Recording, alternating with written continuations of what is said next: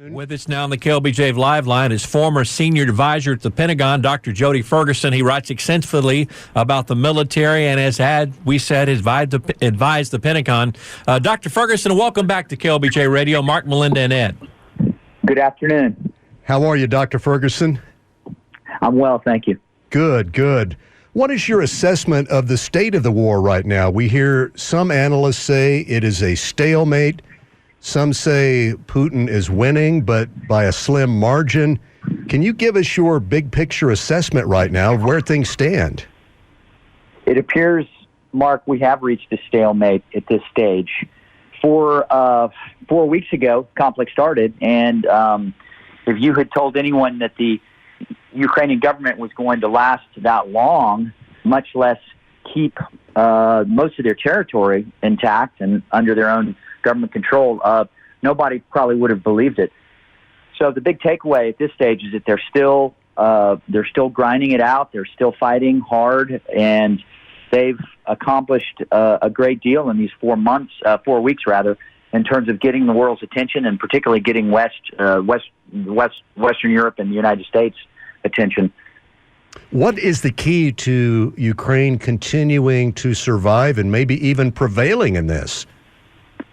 The key would be continuation of supply of arms, but that would have to entail a substantive upgrade in the quality, not just quantity, but the quality of the arms.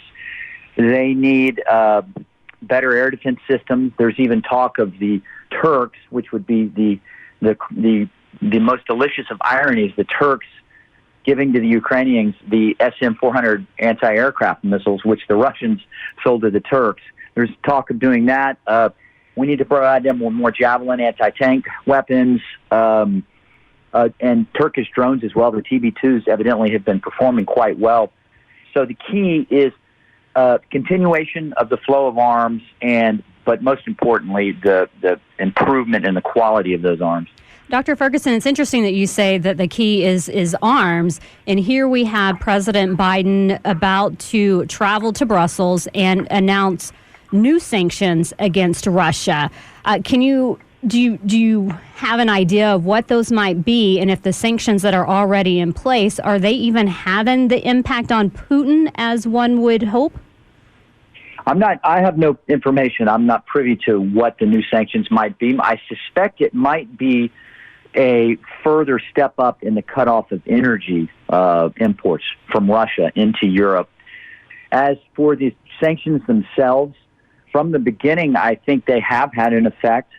I think, though, that sanctions are obviously it's a long-term game, and it's going to be hard to assess the impact over the space of 4 weeks. Even 4 months, we might not be able to see completely. But I would argue that in lieu of actually committing NATO forces into the Ukraine, that the sanctions are our most effective tool alongside the supplying of arms. Will the president's arrival in Brussels and possibly Poland, will that support the effort? Will it make a difference in how things will be going over in Ukraine? Will it make a difference? It will only make a difference if he can convince the leaders of the other nations in NATO to be more harsh in the imposition of sanctions, and in particular, cutting off imports of Russian energy. That's going to be a tough bridge to get over because, as we all know, Russia supplies close to half the gas for all of Western Europe. So it would be effective in that respect. Him showing up, I mean, as terms of moral support for the Ukrainians, I mean, sure, it's helpful. Will it change the situation on the battlefield? Not likely. Dr. Jody Ferguson is with us live on News Radio KLBJ. What has been the most surprising element of this war so far? The three things that I would take away from this are, number one, as I mentioned in the beginning, the ability of the Ukrainians to fight the Russians off up front. That has been the biggest surprise for everyone that's been watching this unfold, and most of all to the Russians. The second big thing that this war has done, it has coalesced NATO to an extent that none of the backroom arm twisting nor any of the public pronouncement by President Trump in the past about NATO members to pony up and start doing more for the defense of Western Europe. None of this had any effect compared to what this has done.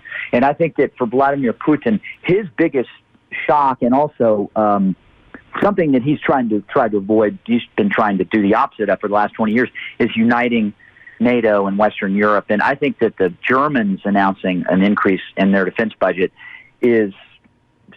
was probably a big shock to him, because he probably thought that he had them on his side, at least in terms of economics. And thirdly, I would argue that this probably, unfortunately, is going to mark a bifurcation of the world moving forward. I think that we're going to be looking at a world divided like it was during the Cold War, where you have the East, you have, in this case, it's going to be led by China, but people are going to start developing economies within their own bloc, and it's an unfortunate side effect of the war, but I think that's what we're going to see long term.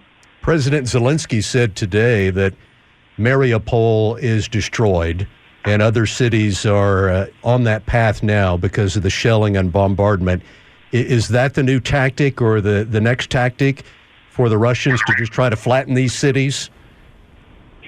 They've shown that that's been their tactic in the past. Certainly, in all of their wars in the 20th century, that's how they conducted warfare. The power of large massed artillery and large numbers of troops just laying waste to the countryside and moving through. They tried to go in and conduct a war patterned, I believe, on what the United States has been doing in the 21st century in terms of very, very tactical surgical strikes to knock out infrastructure, leadership, military assets. They tried to do that, and it looks, at least from the eye of someone on the side, that they weren't able to do it. They just did not have the sophistication. They didn't have the technology. They didn't have the training and the tactical ability to do this. So they decided, as you just alluded to, Mark, this is plan B. Let's just go in and devastate the cities. We move in and then move on to the next one. You have friends in Russia you've spent many years in Russia. What is the everyday Russian citizen telling you if you've talked to them, when you've talked to them? Most of the people that are my friends are in the larger cities of St. Petersburg and Moscow. And unfortunately for them, they're the ones that feel the effects of sanctions more, say, than rural population in smaller cities. And what's also unfortunate is those are the people that generally don't support Putin and they don't support this war, and yet they're the ones that are going to feel the bite of these sanctions. So far, it's been more of just kind of like everywhere in the world right now, a huge increase in prices of everything in Russia, and just the inability to get certain things done. If you want to have, for example, our friend of ours is redoing their apartment, and they can't get paint now to paint their apartment. Another friend of ours, they can't get their dog food to feed their dogs because a lot of that is imported. Sanctions, again, I'll reiterate, they take a while to sink in, and it's if the Ukrainians can draw the Russians in, and this becomes an Afghanistan type scenario, and it's years long, that's where it will really wear them down. We're seeing predictions that this could result in a famine in many countries outside of Ukraine because of the strong agricultural production in Ukraine and Russia. Do you see that as a strong possibility? It is possible. Ukraine and Russia together supply or export roughly 30% of the wheat around the world, and combined, I believe it's around 15% for corn.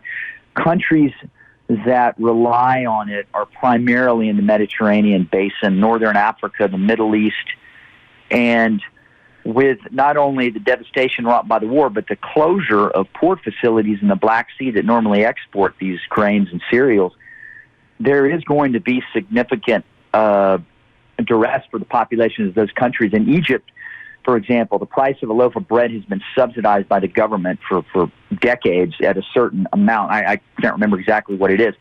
But in order for the government to subsidize it, they're going to have to increase their budget, X number fold. So prices are going to go up. And are seeing it ourselves here in the United States with the prices of gasoline, the prices of bread, things like that. It's an unfortunate side effect of this war. Dr. Ferguson, thank you so much for your time here on KLBJ. Always insightful. We will try to do it very soon, but thank you for your update on the situation in Ukraine. You're welcome, Ed. All the best to all of you. Thank you. You too. Have a great day.